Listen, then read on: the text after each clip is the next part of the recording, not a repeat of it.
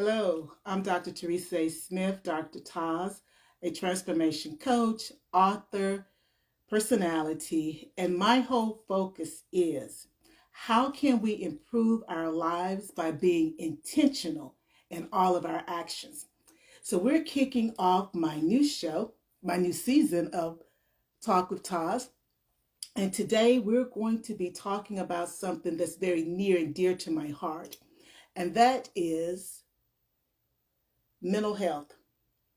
My guests are coming in now, and let me grab them here. Okay. There.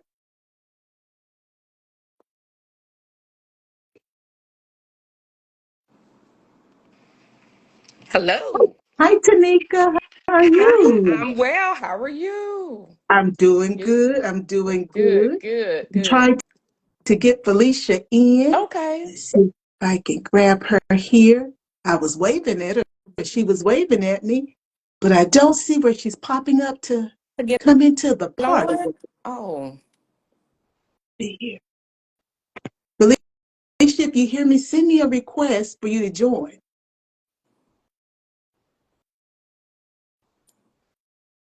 And so, Tanika, I was just saying to the audience that this topic is very near and dear to me, mental health. I'm an African American female, and unfortunately, in our community, there still is this stigma around mental health. And, sometimes we call it generational curses, not even understanding what we're talking about, right. but we're still talking about mental health. Mm-hmm. And, this idea that if you show that you are need assistance, that you're less than, that Yes, there's something yes. deficient in you, Mm-hmm. when that's not the Right. case. I think that, being brave and being able to share your truth Yeah. is the first step. And of course, for my audience, you are a clinical therapist. Yes. You have your own nonprofit, and you've done lots of work around this area of mental health.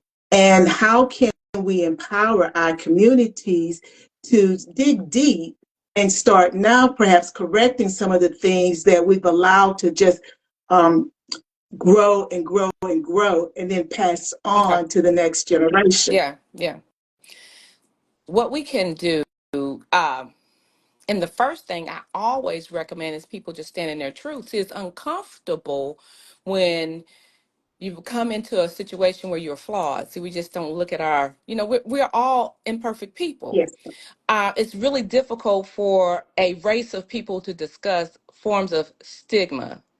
Because we were taught we shouldn't talk about what goes on in our home. You don't let anybody. So that's something that's been going across for generations and generations, which is very difficult for us to open up and do, even with ourselves, to sit there and talk about it, even with your children.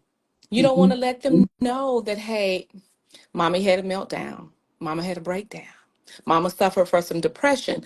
So I would say before we can break those generational curses, we need to be able to stand in our truth about this. And what do we want? Do we want to help our children? And what that looks like. So conversation, simply what I say with the teenagers that's going on in the world, um, talk with them. Let's actually put the cell phones down and say, hey, how are you doing today? How was your day? And maybe once because parents, we really feel like we're right all the time, but we're not. Mhm. So if we're able to go in and say, look, I'm putting my cell phone down because you matter to me, tell Mhm. me, how are you today? And let's talk about that. And that opening, they will know it's okay. And then parents will just open up and say, this is what happened to me at this age, the exact same thing. And then it will be, you don't have to start small to break those curses. Yeah. Yeah. Just a reset here. Felicia, if you can hear me, maybe you need to reset your your phone. Let me see. You're here. Okay. Okay. Well, not send it again, Felicia, because I never saw it. I didn't see. I didn't receive your request. Hi, Jukebox Julie 11. Thanks for joining us. Um, but that is so important. And you mentioned putting down the phone. That makes me think about the role that social media A plays large because we role. are connected all the time. And Mhm. it's like it does something with our brain. I think I may know who Julie Box Jukebox Julie 11 is, and if it is, then this question will make sense. You know, when we are connected all the time, Mhm. it means that we don't get any rest at all. Exactly. So our brains never have an opportunity to reset because we're not sleeping. And so I wonder, in your experiences, has the lack of sleep or rest impacted how depression may be, the intensity, and well, no, how it may show up? Because Mhm. sometimes our behaviors are meaning something else, but we It's don't a, realize yeah, it. there are underlining issues. So when you have poor sleep hygiene, when you are not sleeping at all, you become very irritable. Sometimes you become even, sometimes you can be euphoric. You just be having that, no, because you haven't had, the brain has not shut off. It's continuously being stimulated by what's going on social media. And you can't rest because the brain is continuously moving. It's continuously working. It has no downtime. So when it comes to that depression, you can be that social butterfly. You can just be mad, very sad. Sometimes you don't even know where it's coming from. But you still have that cell phone because that cell phone and that social media, it dictates what we're doing. It dictates, people believe everything that's on there. So they want to, I want to be like this. I want to look like this.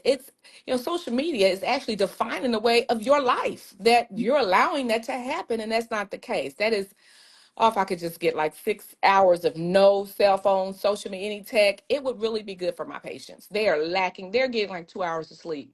And then you're driving, you know, it's not it shows up really differently. And I have some, they're very angry. And I said, well, anger is just underlying. It's not your initial feeling. What's going on? Then we realize we're sad and we're depressed because of relationships. Social media has an impact. It has definitely increased anxieties and depression and suicide, you name it. It has done a lot. It really has. And when you say that, I think I've got Is she Felicia on now. there? Okay. I think she's there. And when you say that, excuse me, that you got clients who are getting 2 hours of sleep and just how that changes their whole personality, it really makes me think about how we show up for our children Right. and how we show up at Right. work. And then, what we're teaching them because we're modeling what quote unquote behavior should look like. Exactly. Well, I, Exactly. well, I am going to reset here. We have my twin has joined us.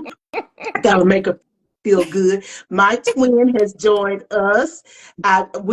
The universe always got a trick with me and my friend here, but we always gonna overcome the universe. So my Right. twin has joined me here, or has joined me.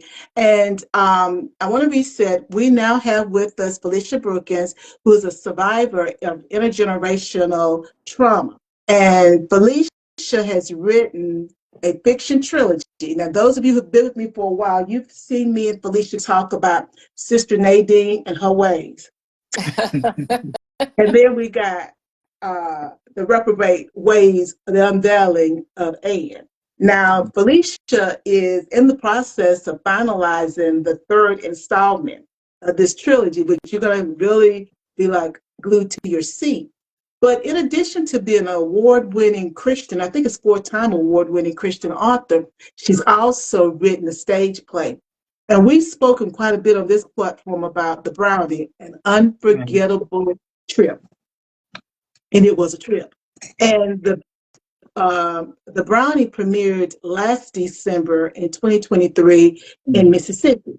Well, the reason why I wanted Felicia to come back is because I've read both of the books, and I know I haven't seen this play, but I know what the play is about. Right.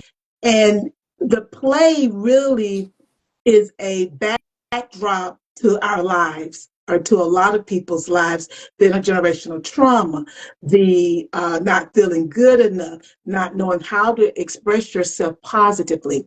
And so, what we wanted to do was take the play and let the play be a way for us to jump off and be comfortable talking about some of the things that you've already heard Tamika and I talking about as it relates to mental health, depression, and other ways that we act out as a result of generational curses, things that are happening to us that may not be a generational curse, but not knowing how to seek assistance.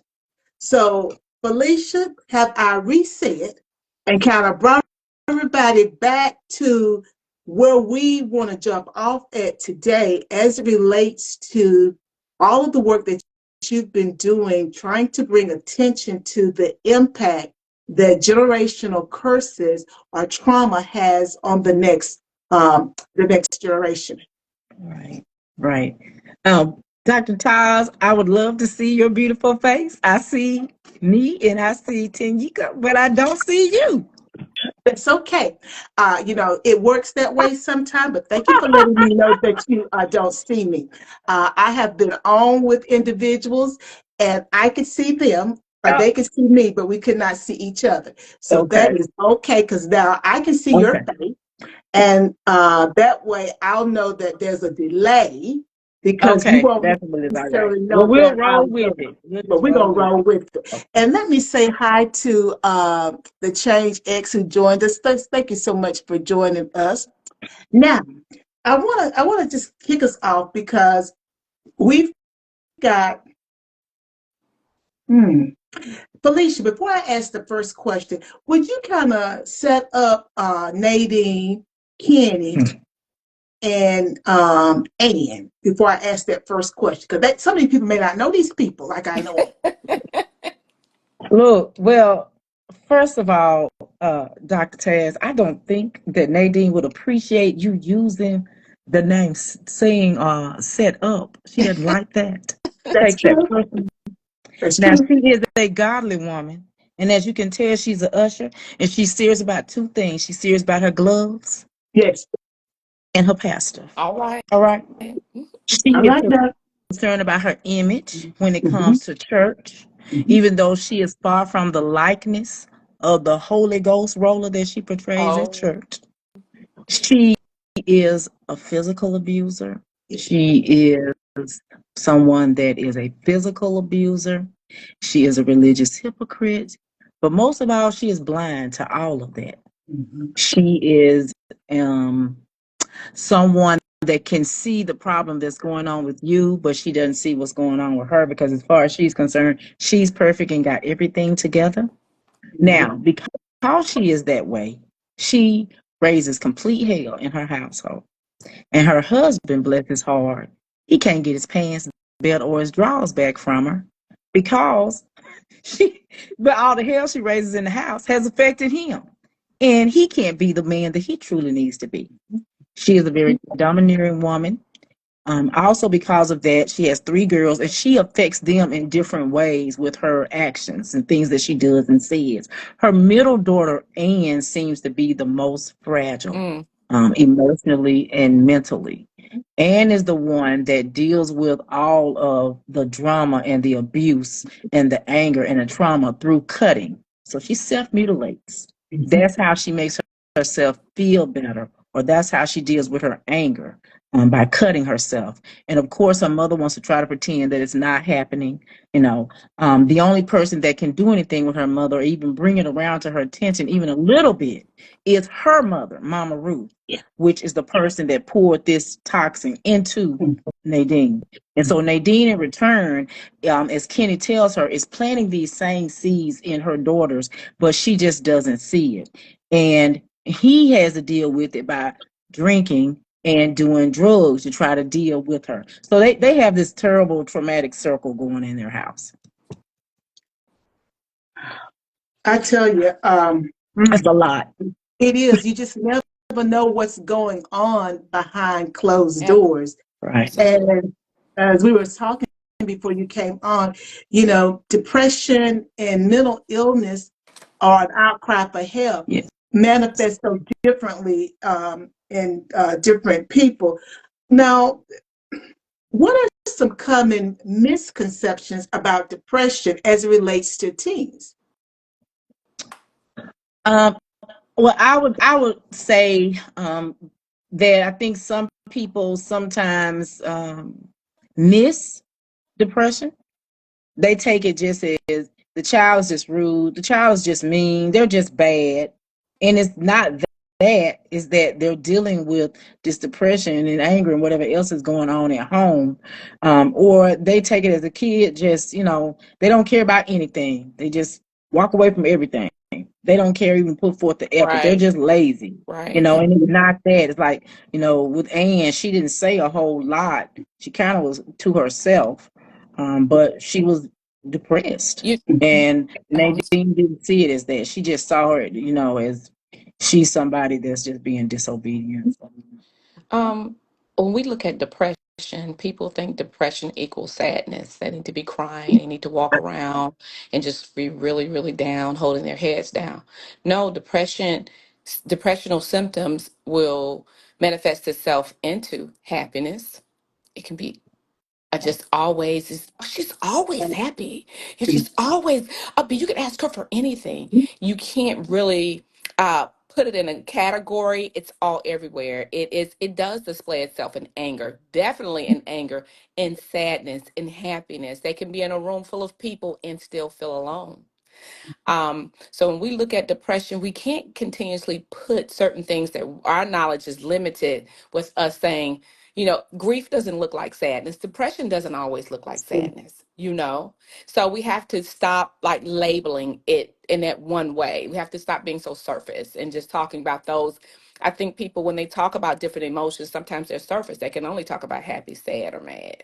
They can't get in touch with their own feelings. So yeah, we have to stop when we see those people like Anne. That was incomplete. The book talks of that book is it's every household that I'm running into. So it's like, yeah, she's spot on with that. Well, hi, Jesus Blackman 23 and Rob Ray for joining us. Thank you so much.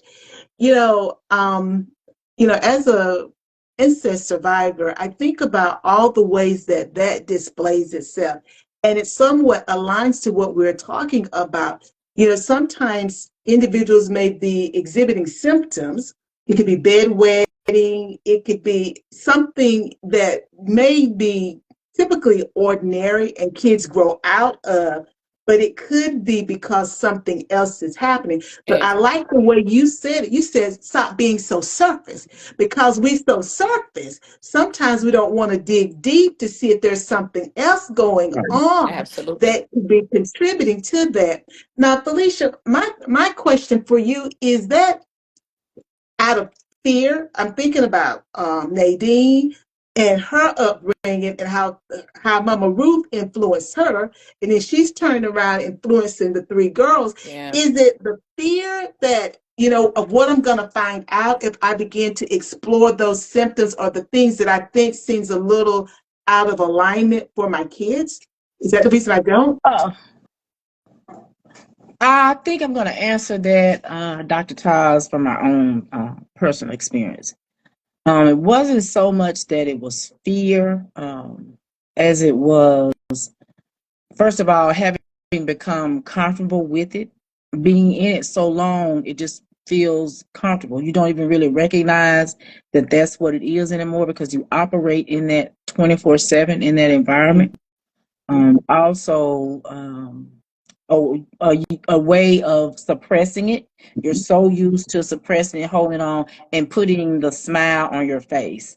Tanika mentioned, smiling. Yeah, you smile through stuff, and people never see, the other side of that. So for me personally, it was never a fear thing. It was just more so I had learned how to move through it and operate in it, and I wore it so well till I was used to wearing it, and I knew how to acted out so that you didn't see it. Mhm. Um, and me being in relationships with other people, it came out in my temper, how quick I was to Mm, react in a violent manner. Mhm. Mhm. Though it was learned behavior, but it was never fear so much. It was just acting, I guess you could say, mm, acting and reacting in the way that I had mm, learned, and being able to also release my own anger and frustration that I couldn't towards the person that had caused all that to be placed in me. You mm. know, I think that you're mentioning that we become comfortable and sometimes we're suppressing and that we're wearing the Yeah. mask. And we put the mask on and off. And when we have the mask on, we operate differently in different circumstances and with different people. But Right. as you proceeded in your relationships, you realized that you were acting, I don't want to say overreacting, but you were acting in a manner that wasn't appropriate given that circumstance. But that's what you knew. Right. So you were moving. I imitated what I Just knew as to how to Mhm. respond and react. Yeah. I've got a couple of comments here. Jesus Blackman 23 said, logical thinkers definitely have a hard time. We know that we know what we know and don't what we don't know. Listen, so I say, stay silky, ladies. But that is, hi, Holly. Thank you for joining us. But he's right about that, though. My fourth grade teacher, I talk about it all the time. She used to say, it's bad to not know that you don't know right. what you don't know. You know what I'm saying? So, and that's it. When we're in it, particularly when it's happened to us so young, we don't know. You don't We know. don't know. But then compounding the world that we currently live in, because, if cutting was happening 30 years Yeah. ago, Still happening now. it's still Mm, happening now. mhm. And it's like now we add the social media component to it. So how Exactly. do we help our children because they're getting pressures from all 360 Ooh. sides? Look at it that way. Can I just say that how we help, we have to see when you are dealing with your own traumas, it's really hard for you to really extend a helping hand to your child because you're trying to make it through. Yes. You know what I'm saying? So at this point in time, what I suggest is that we're able to, we have to take a moment and put the social media, we have to let our children know that we actually care, because you have to make the money. Everything is going up, everything is increased. You want to try to do this, you have to be this at work, you have to be this when you get home. Your children have to do these things. You're tired, so you're not even taking the time to sit back and reflect. And when we see, how do we know what's going on with our children? We have to sit down and look at them and talk to them because they mask very well as well.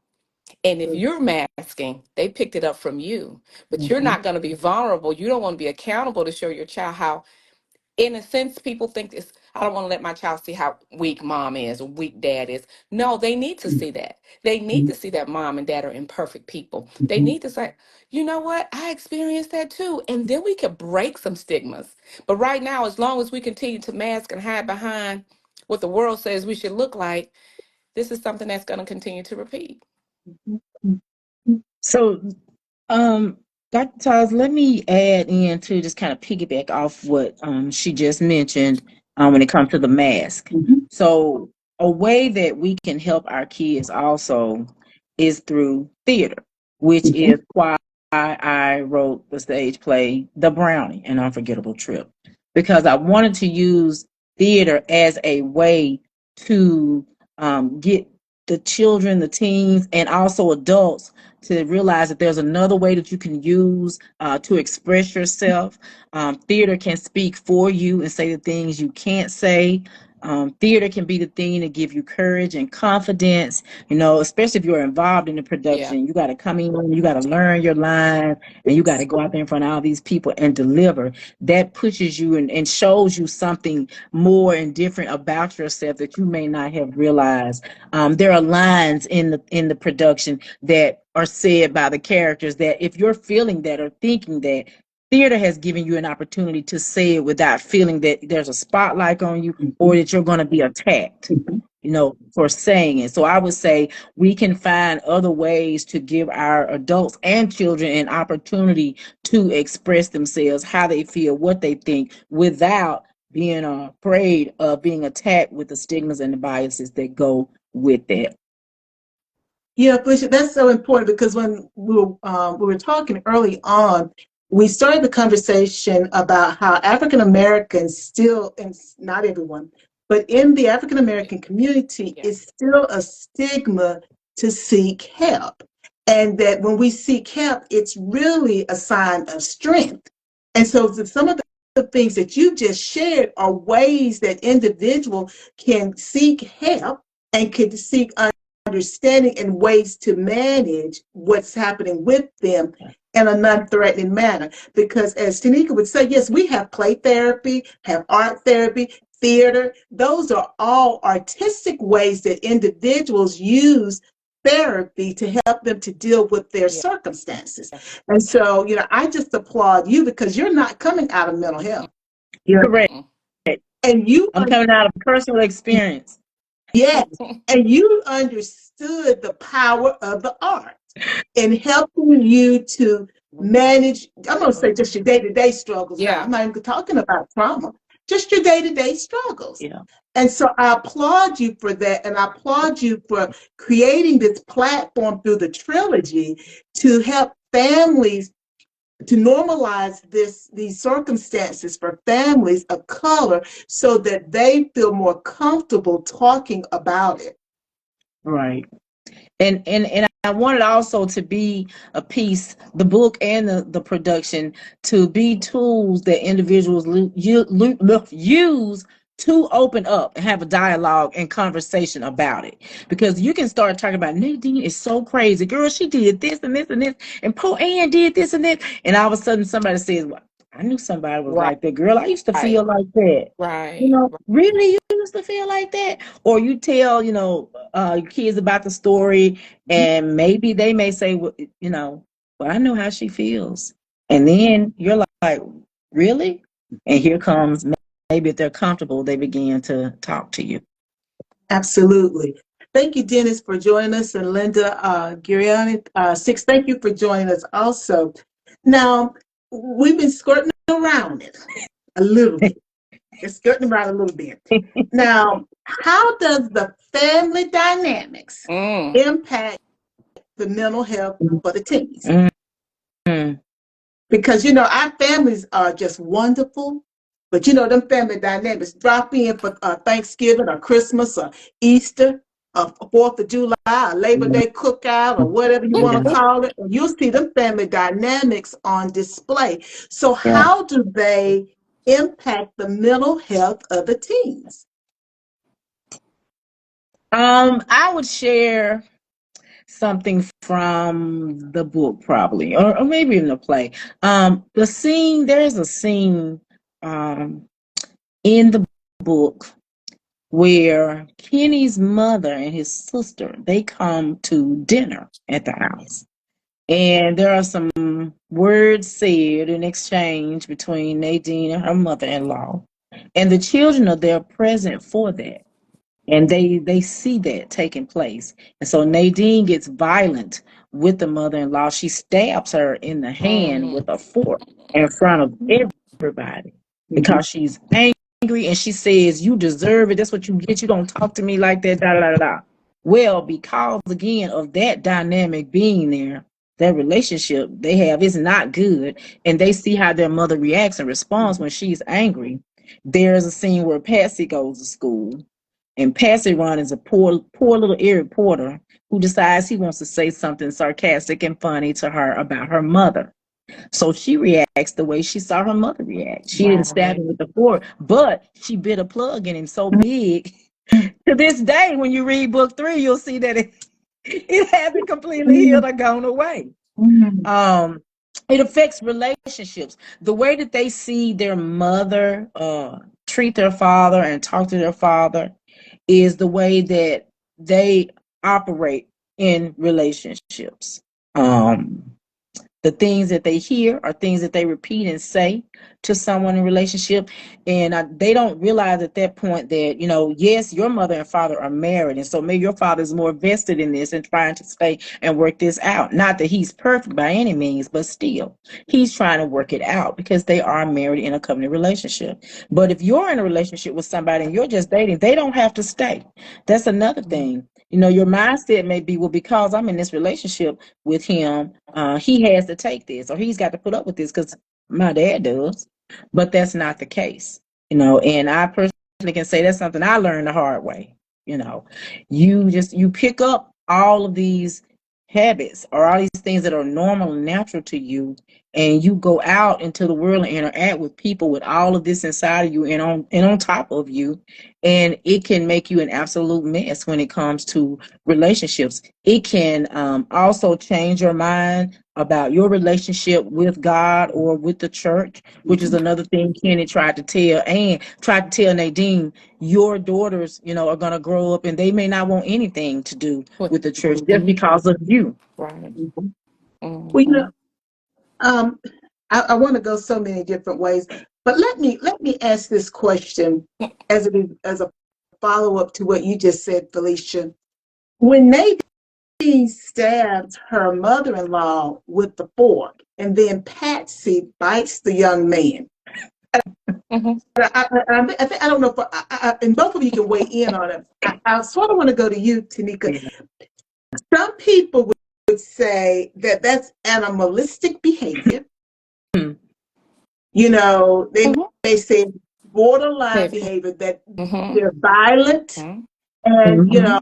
I'm an educator, and when we have students who act Mm-hmm. out, you know, people think that it may be a behavior issue because that's what they're seeing. Right. But as Mhm. our conversations we go, we know there's something behind what we're seeing. Mm-hmm. And so my question, I guess, would be when you got someone who has bitten a plug Okay. out of this kid and they come into your office or they call you from social services or wherever, how do you approach?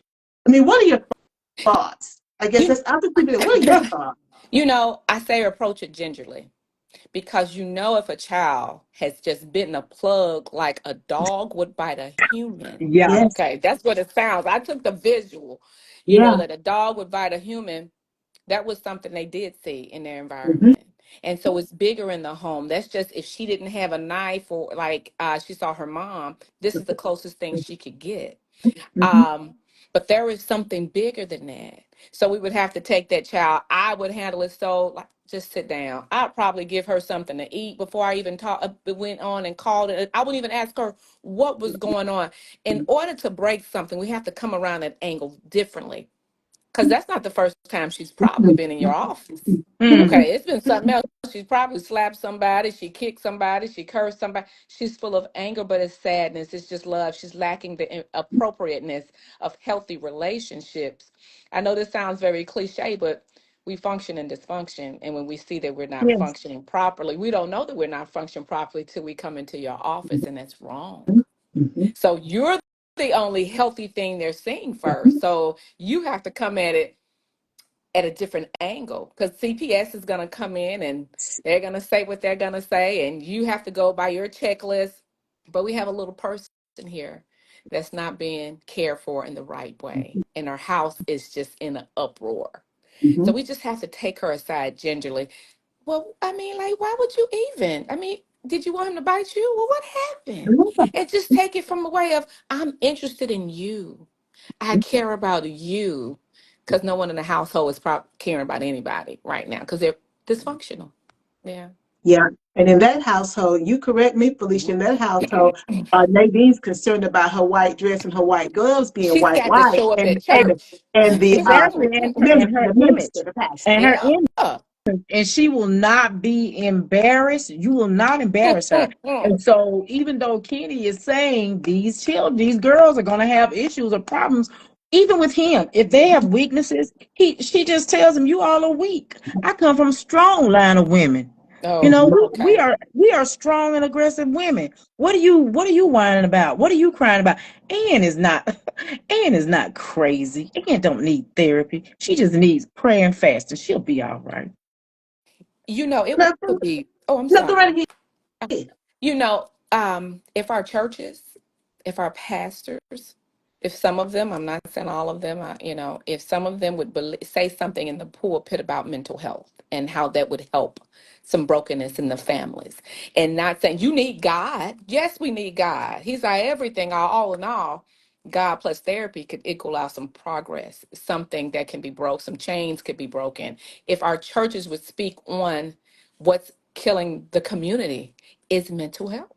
If they would Yes. talk about going to see a therapist, getting getting to know it is all right. Just to even say, it's all right to go see a therapist. If they even said that in the pulpit, something that they may because they listen, just Right. like she does. She doesn't want her pastor to know what's going on in the household. Right. But if her pastor knew, see, if he knew, he could change that mindset because no one else can. But she's so focused on, her image and what it looks like. Yeah. So for her, if somebody finds out that my daughter or my daughters are suffering with things, they're having mental issues, depression, anxiety, or dealing with trauma, then that means I'm not perfect, and I have the image of the perfect mother. And so you better not say anything about what's going on here. You better not tell There anybody that you're we cutting go. yourself. You better not say anything about what you did, and you better not say anything about what I do to your daddy. That's You right. you Yeah. better not say anything. And we've had from this production have come virtual discussions about mental health, teen mental health, and the role of the church. Or do you think whether or not there is a role? We have had discussions about that.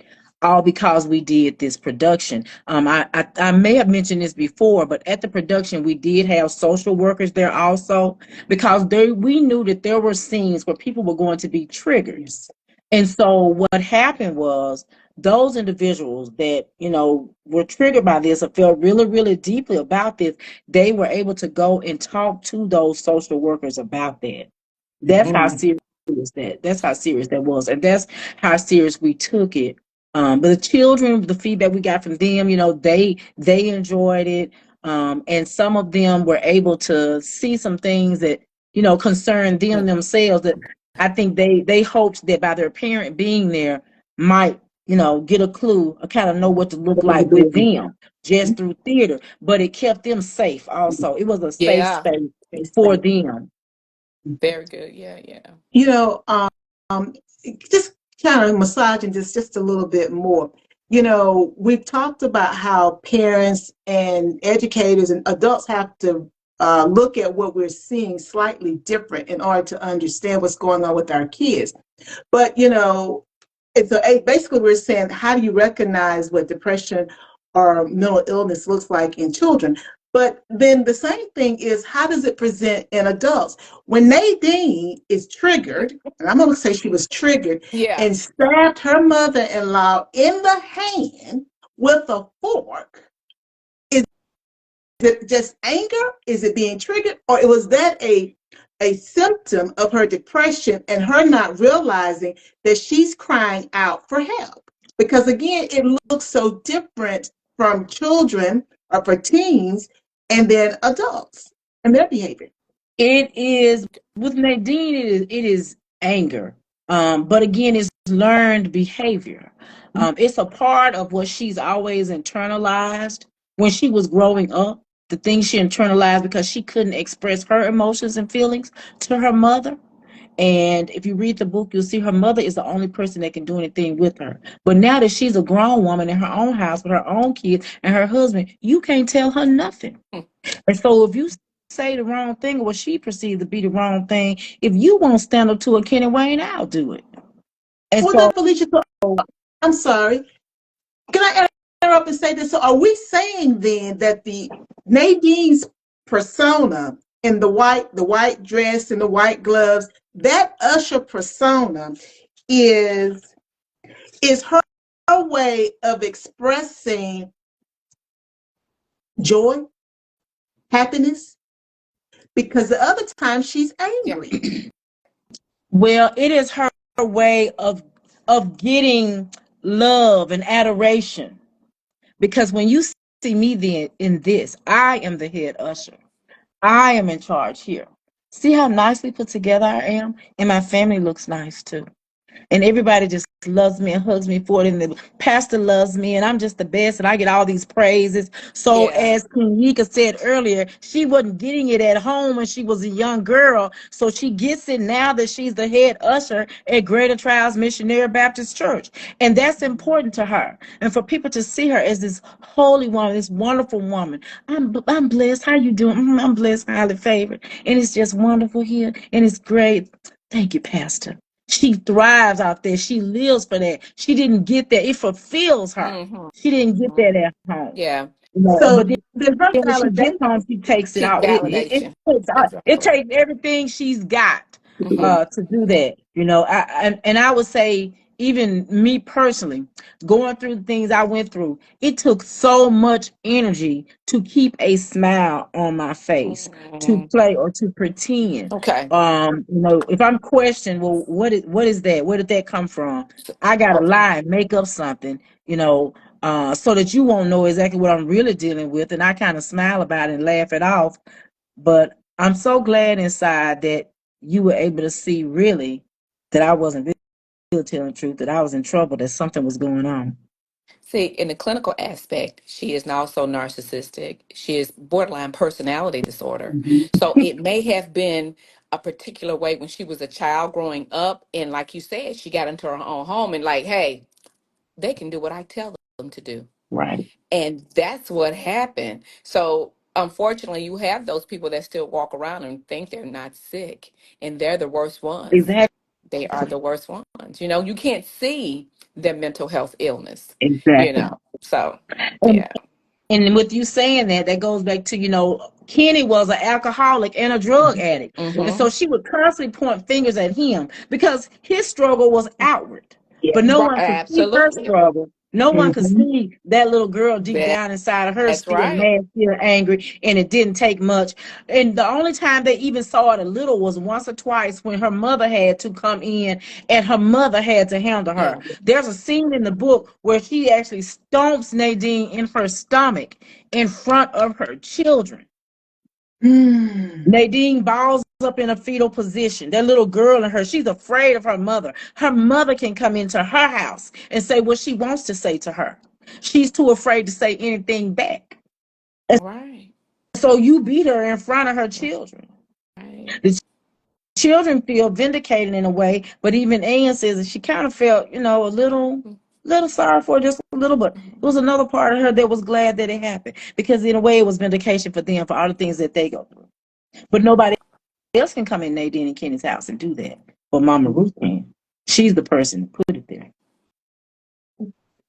But Felicia, just even hearing you say that, it does something to my heart to think that as Nadine is a grown woman, guys, and so she's good and grown, Right. as we like to Right. say, and then her mother is gonna come in, That's right. stomp her, basically beat her down in front of her own kids, but then the kids are like, well, she didn't have it coming because she's so mean to us. She mean us, Well, right? but then what lessons are we teaching those kids? We're not. It's a You're continual teaching them to roller be coaster. violent. That's what you're teaching them. You're teaching them all the You're teaching negative them to of that. to to fight. Disrespect You're teaching a them parent, to doesn't know, and no yeah. boundaries, nothing. It's nothing that's been taught. It's just do as I say. That's it.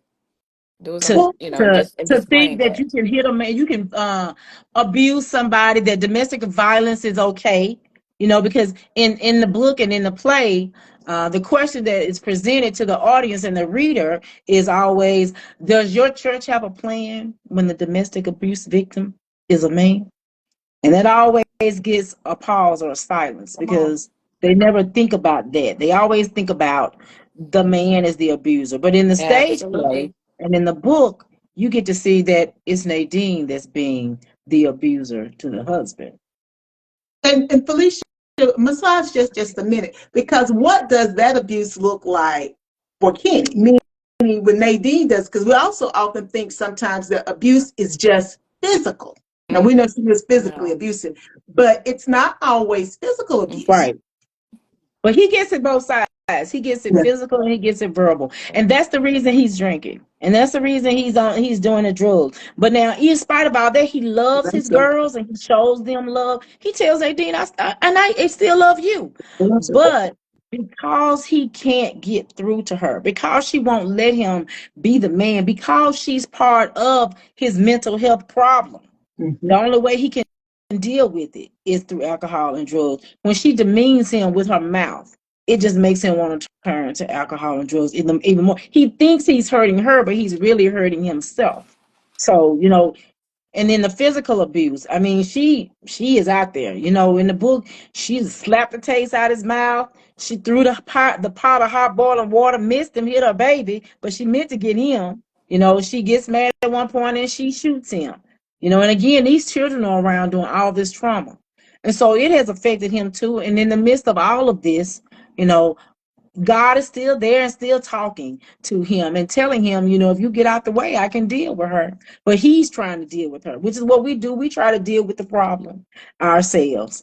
And so the stage play and the book show you that this really doesn't work, but they show you yourselves in a lot of ways, because there are different things that people do to try to deal with the challenges and problems in their lives when they need to step back and let God intervene. But the play and the book show you yourself. It's kind of like putting up a mirror to your face so you can Oh, see.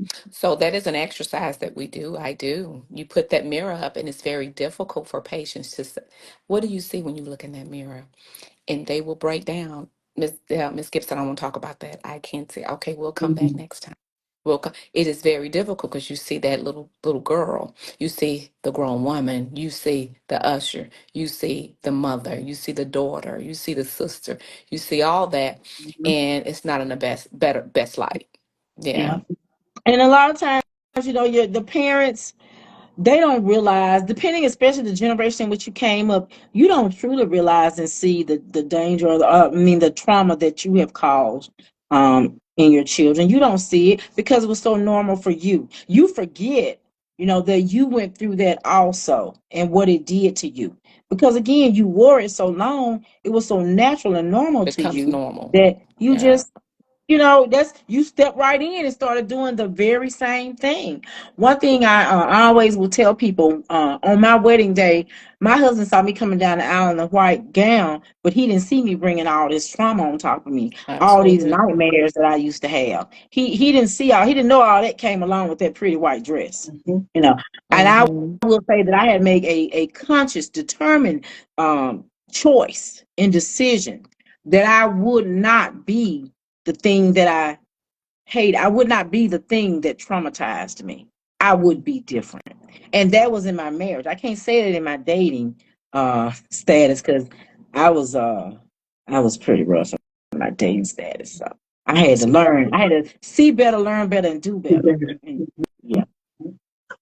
Well, speaking about dating, just for a moment.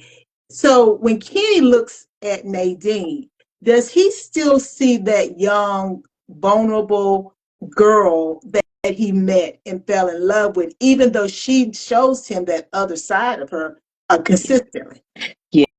Yeah, deep. He still sees that young lady that he even tells her, he remembers, he takes her back down memory lane to an incident that happened at their house, and he was there and they were dating, and he tries to remind her, you remember how you felt that day that your mother took this skillet of hot grease and threw it on your father, and he went screaming out that door. He was like, you remember how you ran after him, how you cried, how traumatized you were by that, but he still sees her as that girl that he dated and fell in love with. But he also says, what happened? What happened with her? I love you. I will love you and these kids. And he's trying to step through all of that. But she like, I could kill this. Even you could go, because I run stuff up in here, not you. And whatever you're saying about me isn't true. I'm not this way. I'm not that way. I'm not abusive. I'm not being too hard on you.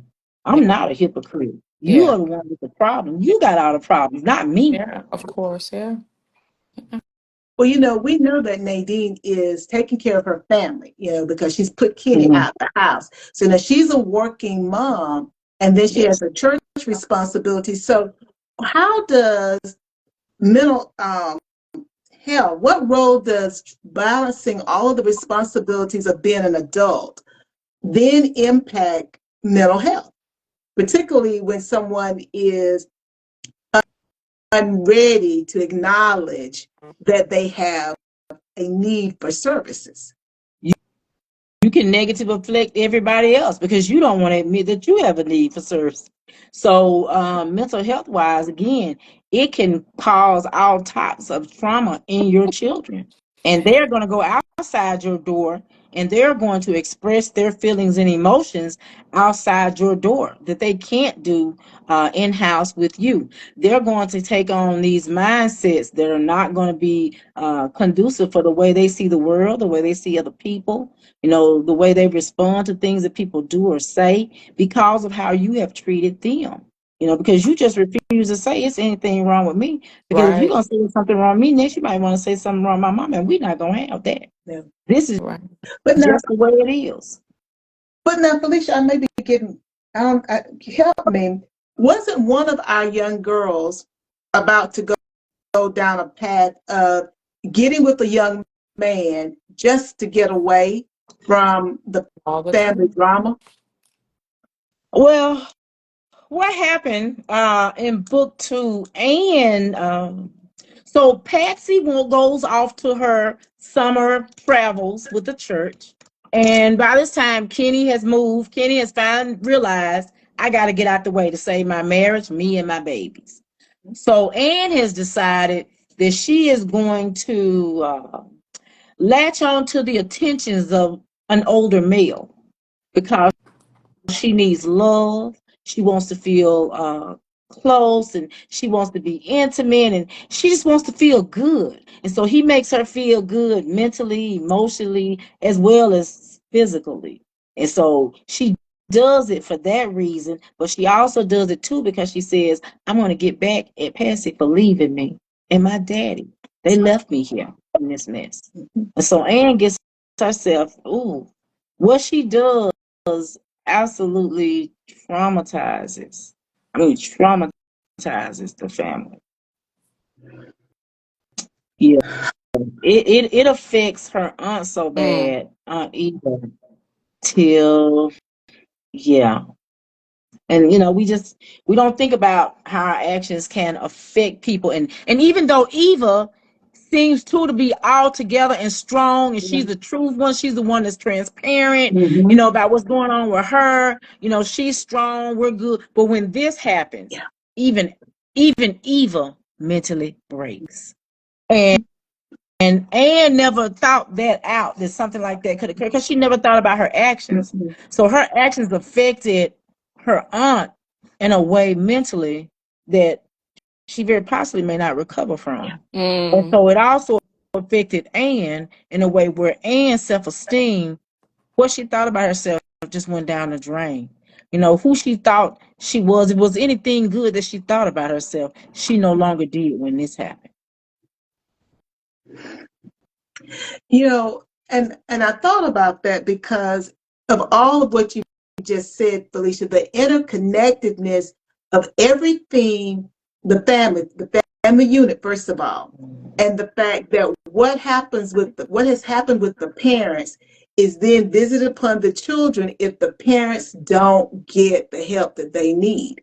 And then the children then, in turn, they spread it abroad to their kids, but also to other family members, because as you Yeah. said, I didn't think it through.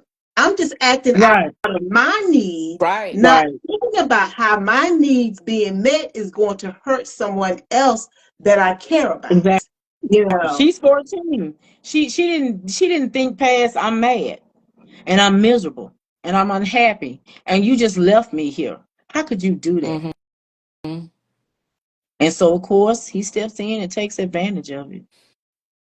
Mm. And that happens so much. And I know that you, Tanika, have to see this in your practice, where it could be boys or girls are crying out for that that love. Yeah. And They it makes them victims. It makes them potentially a victim for someone who doesn't have the scruples or the morals Mm. to know that that's wrong. I was watching an episode of Law and Order SVU last night, okay. and the episode, spoiler alert, but what I really left me, because I had to think about it for a moment, it was a judge, and he had even been considered for the Supreme Court. Mm. But he had maybe only one time Mm. assaulted his 8-year-old stepdaughter while she was Mm. asleep. Now, this Mm. young child, grows into a young woman. It's everything that we've talking about. She didn't do well in school. She's an alcoholic, or she drinks, and she's been in AA. She flits from job to job. She's never stable. Her mother was a pediatrician. She was, Mm. quote unquote, a bedwetter, but we're not really sure she Mm. was a bedwetter. But the gentleman is prosecuted at the end, and he says to the assistant DA, he wanted to know what it was like. And I'm thinking, Mm. what do you mean what it was like? And so the assistant DA asked him that, Creasy asked him that. He said, innocence. Mm. You get me? He wanted to know what it felt like to To be with have sex innocence. with. Yeah. Yeah. And I mean, I love Law and Order, but I was See like, how oh difficult my God. and see how difficult that was for you to even say. Yeah. That was very difficult because when we see that and we're using, look, we're looking at people, we don't know what their diagnosis is when we see them. We really don't know. We don't know people till we know people till it happens. Um, and there are people who are really well known and doing things that are just, hey, I can't put it any nice, but they're scum. It's just what it is. Um, and children, we have to remind them because I have patients that have been assaulted. So I have to even tell them at this age, it was not your fault. Because I'm not talking to the adult. I'm still talking to the child. And I have to tell them, you were not supposed to protect yourself. Someone else was. And it just floors you that it does happen. This is something that happens. But as parents, I'm back at it. Number one, we have to be able to be keen with our children. I know back in my day, I couldn't go spend a night at nobody's Right. house, not one Right. person. My dad was like, no, they Right. can come over here. Right. You can't go over there. Right. And I didn't know why. I was like, he's just so mean. Right. But I'm so glad that was his boundaries. Mm-hmm. He didn't say, I got to protect you because they didn't believe in giving us all those explanations. They just Right. said what they said when they said it, and we did it. So now I feel like we're trying to be just our kids' friends because our parents weren't our friends. And that's the mistake too. Because if you're out with your daughter doing things, you don't see what's going on with her. Yes. You Right. can't because you're thinking you're equal, but you're not. Right. You Right. know, um, a lot of things. I just wanted to say this. I'm so glad that I'm on this platform, but also I'm very glad that Felicia has this book and the stage play because I feel like she's picking up where Tyler Perry stopped. He brought it to the scene. Yeah. And seriously, he And he brought some changed it. things to the scene. She went everywhere with it. Now it's your turn to go deeper with what's really happening. If we have to break something, truth hurts. And we start talking about, your daddy was an alcoholic. No, he actually self-medicated and Educated. did drugs. So Exactly. because he could deal and love you, mom, Yeah. dad wasn't out, and you have to, sometimes people, they run away and had to run away. She ran away to get the attention and love and didn't know the other side because her frontal lobe wasn't fully developed. Mm-hmm. She was still, 14. You think you doing anything just to run away and didn't know she ran into more dysfunction, you know. Yes. Right. So yeah, I thank you for that. For that. Well, Felicia, our time just gets away. We may have Oh to, wow, it sure has. yeah, you see how it goes. We may have to Guys, we've got some other things that we've got coming, but we may have to see if we need to massage this one just a little bit more. Because like I said, and you're right, Tanika, I just couldn't get it. The innocence. Right, right, I right. couldn't get it. Yeah, you know, one minute, the mindset, Felicia said, so if this mindset does not change, but the mindset is hard to change when it's corrupt and dysfunction. Yes. You know what I'm saying? So when you realize, even in the innocence and the pure, we're thinking the right thing. We also, at times, we have to say, you got to kind of think about, okay, what that guy would do. You got to start thinking in a different way. So yeah, I'm glad you brought that up. Thank you. Mm-hmm. Well, Felicia, I'm going to let you have the last words as we wrap up our session on family and mental health and the mask that parents wear sometimes and the children wear. I'm going to let you have the last words. Thank you. Let me also thank each of you all for us being together on this discussion panel to talk about this very important topic. I want to first of all encourage your viewers to go on Amazon or Books A Million or Walmart, somewhere like that on site, and make sure that you order book 1 and book 2 of this trilogy, Sister Nadine's Ways and The Reprobate Ways of Anne, The Unveiling of Anne, Reprobate Ways, The Unveiling of Anne. I would end with saying it is so important that we let our children know that they can come to us to talk about Yes. what they think and what they feel. It is okay for them to come in a respectable manner and say what they feel. Allow your children to talk to you and get advice and wisdom from you instead of going out into the world to talk to their classmates or to some pervert and get themselves caught up in a worse situation that they were in because they couldn't come to you. So listen to your children, talk to your children, let them know you can relate. Go back to when you were a child and remember the things that you went through and felt and thought so that you can be a help to your babies so they won't have to go through so much like you may have done. Absolutely. Absolutely. Felicia, how can the audience keep up with you? They can find me at Arthur FKB on Instagram. They can also shoot me an email at arthurfeliciabrookins@gmail.com. All righty. And Tanika, how can the audience keep up with you also? Okay, you can go to Pringle Gibson on Instagram as well as on Facebook. I'm TP Gibson LLC, and you can reach out that way. All righty. Well, I want to thank you both for being with me here on Talk with Taz.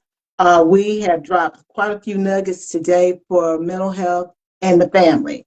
And for those who will be joining us on the replay, you know how to get in contact with these wonderful young ladies.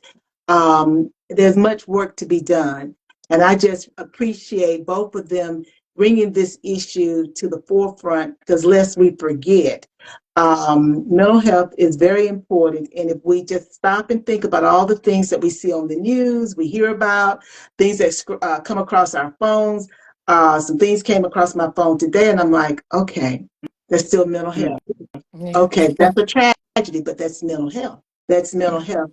So it's something that we really need to begin to wrap our brains around and not feel insecure if we need to seek help, because everybody needs help sometime. That's right. So I have Dr. Teresa A. Smith. I've been your host today of Talk with Taz. And as always, before you take care of someone else, make sure you take care of yourself first. Bye now. Bye-bye. Bye-bye. Thank you. Thank you. Good night. Good night. Good night.